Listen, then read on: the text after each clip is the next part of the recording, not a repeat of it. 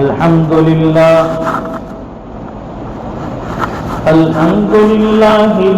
الذي هدانا لهذا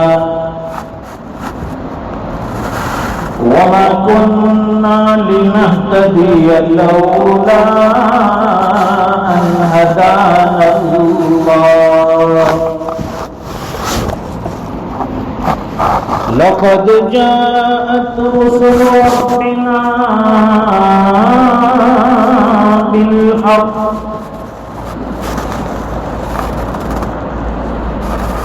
صلوات الله وسلام على سيدنا محمد المصطفى وعلى آله وصحبه أجمعين.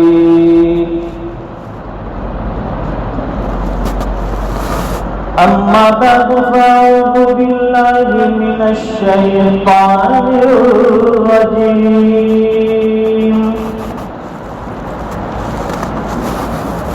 بسم الله الرحمن الرحيم. وما خلقت الجن والإنس إلا ليعبدون. صدق الله العظيم. وصدق رسوله النبي الأمي الحبيب الكريم. ونحن على ذلك لمن الشاهدين والشاكرين والحمد لله رب العالمين. اللهم صل على سيدنا ومولانا محمد وعلى آل سيدنا محمد وبارك وسلم. بزرگوں اور دینی بھائیوں،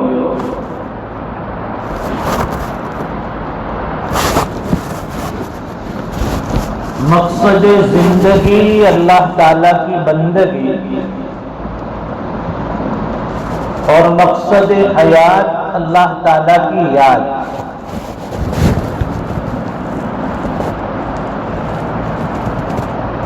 اللہ تعالی نے دنیا میں بے شمار مخلوقات پیدا فرمائی جس کا علم صرف اللہ کی ذات کو ہے، اور ان سب میں اشرف المخلوقات حضرت انسان ہے. اور انسان اور جناتوں کی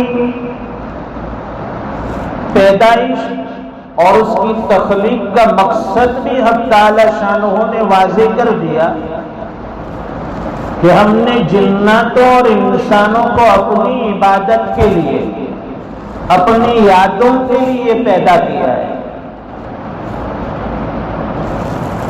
کسی دوسری مخلوق کے بارے میں اللہ نے یہ نہیں فرمایا کہ ان کو ہم نے عبادت کے لیے بنایا، ہم نے ان کو ذکر کے لیے بنایا، ہم نے ان کو تبلیغ کے لیے بنایا، ان کو تعلیم کے لیے بنایا.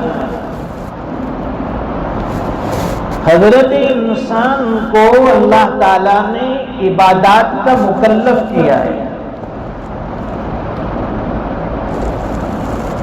کہ دنیا میں انسان کی اور جنات کی پیدائش کا مقصد ہی عبادت ہے، یاد خدا ہے.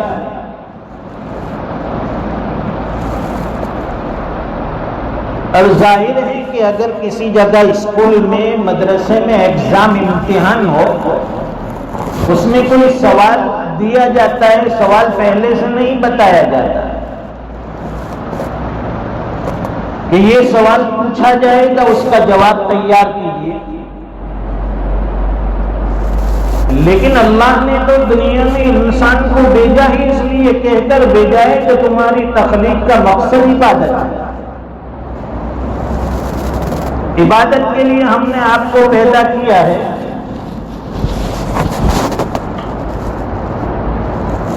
اور انسان دنیا میں رہتے ہوئے اس کی ضرورتوں کا بھی خیال رکھتا ہے. گزر بسر کے لیے اسے ہر چیز کی ضرورت ہے. اسے محنتیں کرنی پڑتی ہے، کمانا بھی پڑتا ہے، کاروبار کرنا پڑتا ہے، تجارتیں کرنی پڑتی ہے، نوکریاں کرنی پڑتی ہے.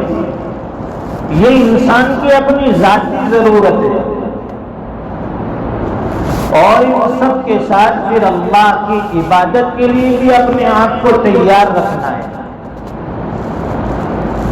آپ اندازہ لگائیں کہ ہم اللہ کی کتنی نعمتیں استعمال کرتے ہیں. بے شمار نعمتوں سے گھرے ہوئے ہیں. صبح آنکھ کھلنے سے لے کر رات کے سونے تک طرح طرح کی نعمتیں اللہ کی استعمال کرتے ہیں. یہ انسان کی باڈی جو صحیح سالم ہے، اس میں کوئی بیماری نہیں ہے، یہ بھی اللہ کی ایک بہت بڑی نعمت ہے. فرماتے ہیں کہ آنکھ کی بینائی یہ اللہ کی نعمت ہے، اس کی قدر اس سے پوچھئے. جس کی آنکھ میں بینائی نہیں، جس کی آنکھوں میں روشنی نہیں، وہ نابینا ہے، اندھا ہے، دیکھ نہیں سکتا، پرکھ نہیں سکتا. یہ آنکھ اللہ کی نعمت ہو گئی. کان کی قدر اس سے پوچھئے جو قوت سماعت سے خالی ہے، جسے سنائی نہیں دیتا، بہرا ہے. یہ اللہ کی بہت بڑی نعمت ہے.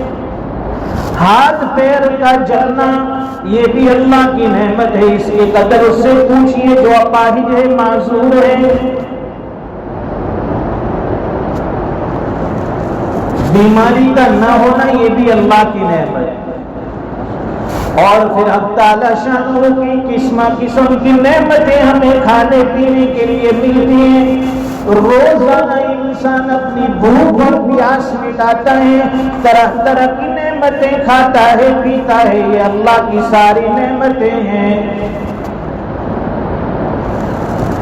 کبھی بھوکا اللہ نہیں سلاتا. سونے سے پہلے اللہ تعالیٰ ضرور کھانے کے لیے کچھ نہ کچھ ہمیں عطا کر دیتا ہے. اس لیے اللہ کی ایک نیک بندی حضرت رابعہ بصریہ رحمت اللہ علیہا فرماتی ہیں، کہتی ہے اے انسان، اللہ کی نعمتیں کھاتے کھاتے تیرے دانت گھس گئے. اللہ کی نعمتیں کھاتے کھاتے تیرے دانت گھس گئے. اللہ کا ذکر کرتے کرتے تیری زبان کیوں نہیں گھستی؟ دانتیں گھس گئی، یہ دانتیں گھس گئے نعمتیں کھاتے کھاتے، چباتے چباتے. اور جب یہ ٹوٹ جاتے ہیں، گر جاتے ہیں، درد کرتے ہیں تو نہیں ڈلواتے. بھائی کیوں؟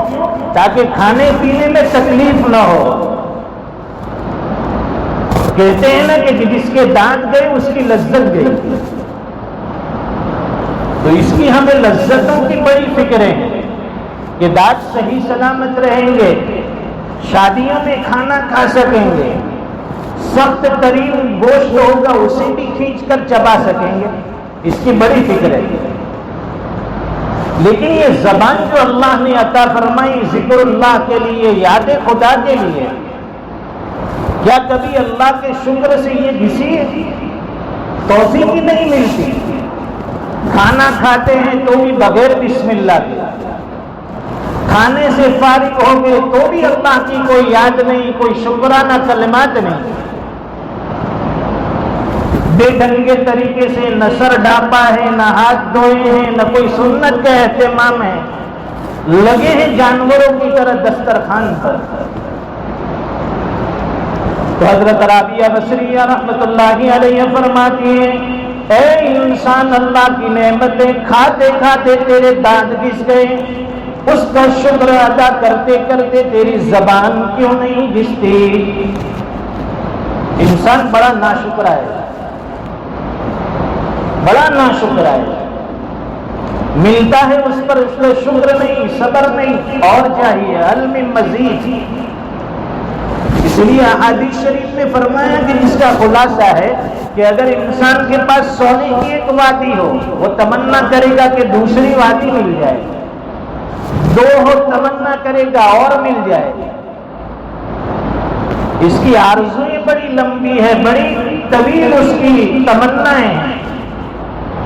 عمر 60-70 سال کی لے کر آئے، لیکن اس کی امیدیں دیکھو تو ہزاروں سال کی معلوم ہوتی ہے۔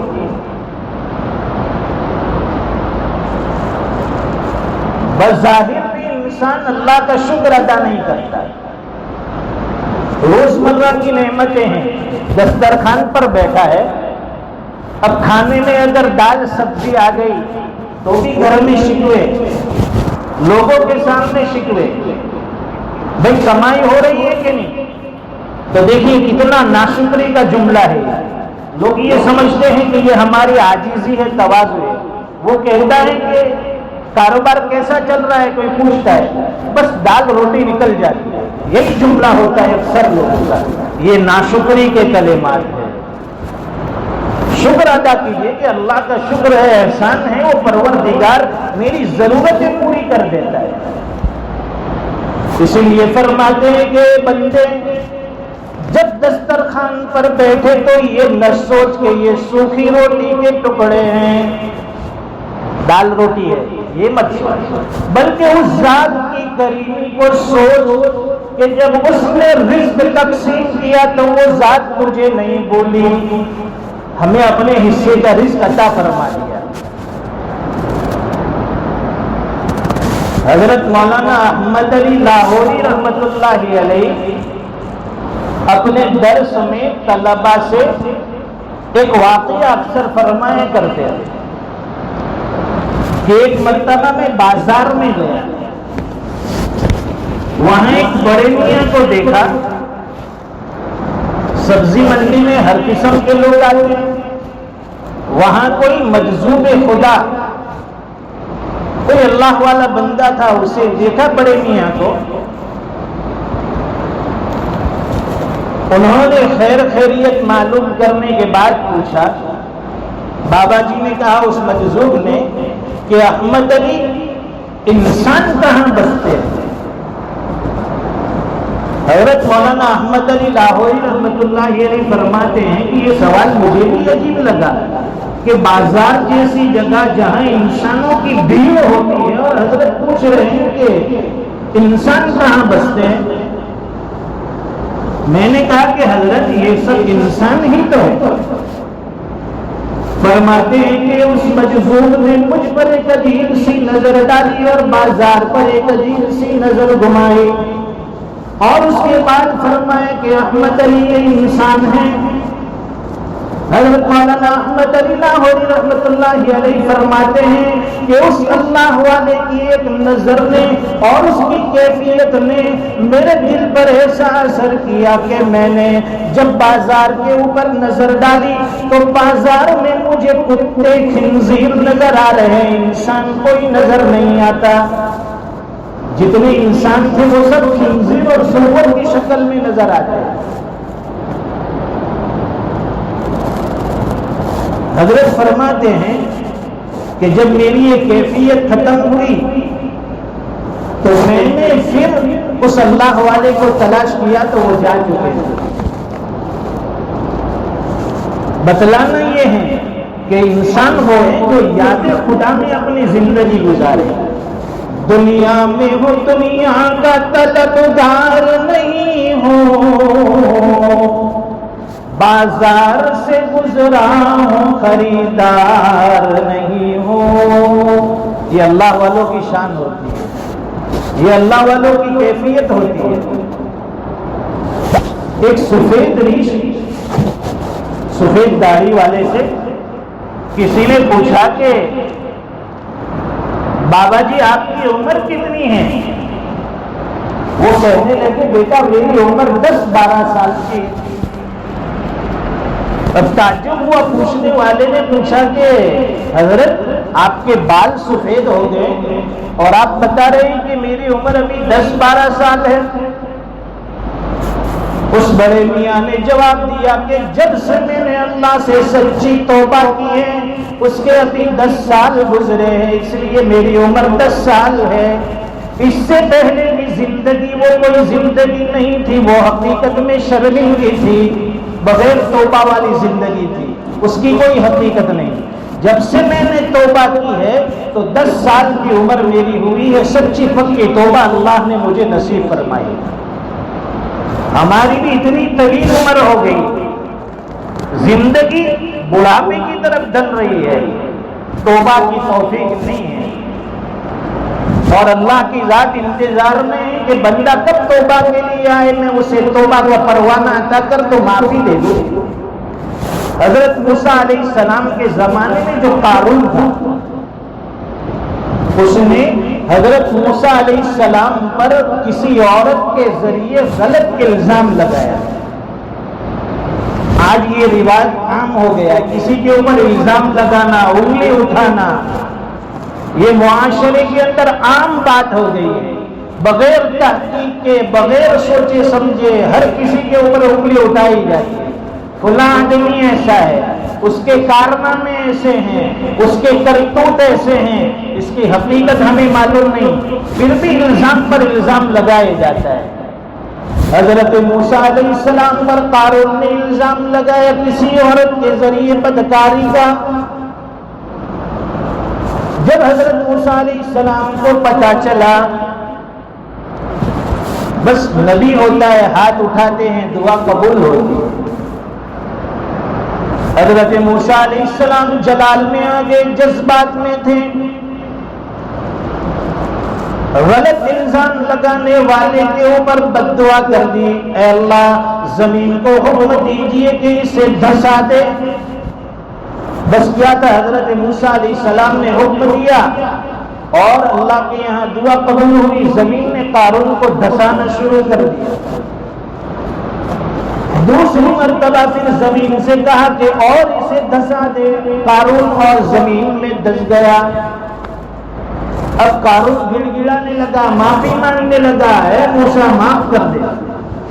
حضرت موسیٰ علیہ السلام جلال میں تھے، پھر زمین کو حکم دیا زمین اسے دھسا دے، زمین نے اس کو اپنے اندر دبوچ لیا اور دھسا دیا۔ ادھر اللہ نے حضرت موسیٰ علیہ السلام پر وحی بھیجی، اے موسیٰ قارون تجھ سے معافی مانگتا رہا، گڑ گڑاتا رہا، تم نے اسے معاف نہیں کیا۔ مجھے اپنی عزت و جلال کی قسم، اگر ایک مرتبہ یہ مجھ سے سچے دل سے معافی مانگ لیتا، میں پروردگار اسے معاف کر دیتا۔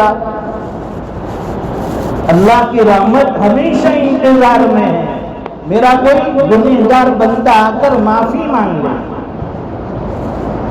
چند نوجوانوں نے ایک بڑے میاں سے سوال کیا کہ حضرت یہ بتائیے کہ اللہ کی نظر کسی خاص بندے کے اوپر ہوتی ہے جو ہمیشہ اس کی عبادتوں میں لگا رہتا ہے، یا ایسے بندے پر ہوتی ہے جو گنہگار تھا اور اس نے پھر سچی توبہ کرا؟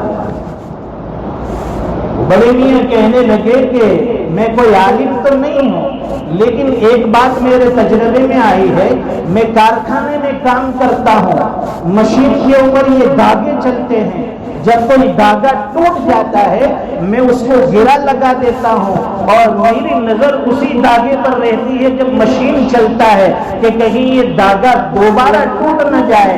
بس اللہ کی ذات سے یہی امید ہے کہ جو بندہ گنہگار تھا، سچے دل سے اس نے توبہ کر لی، اللہ کے ساتھ جو اس کا کنیکشن ٹوٹ گیا تھا، توبہ کے ذریعے وہ کنیکشن پھر جڑ گیا ہے، اللہ کی نظر اس گنہگار بندے اور اس توبہ کرنے والے بندے پر رحمت اس کی نظر رہتی ہے۔ تو اللہ تعالیٰ نے اس آیت میں انسان کی زندگی کا مقصد سمجھایا، وَمَا خَلَقْتُ الْجِنَّ وَالْإِنسَ إِلَّا لِيَعْبُدُونِ۔ جنات اور انسانوں کی تخلیق اور پیدائش کا مقصد اللہ فرماتے ہیں کہ ہماری عبادت ہے، اللہ تعالی ہمیں اپنی زندگی کا اور زندگی گزارنے کا صحیح طریقہ، سلیقہ اور مقصد سکھا دے، اور اب تک کی جو بے راہ روی والی زندگی ہے، منمانی زندگی ہے، اللہ اسے نکال کر رب چاہی زندگی گزارنے والا بنائے۔ وآخر دعوانا الحمدللہ رب العالمین۔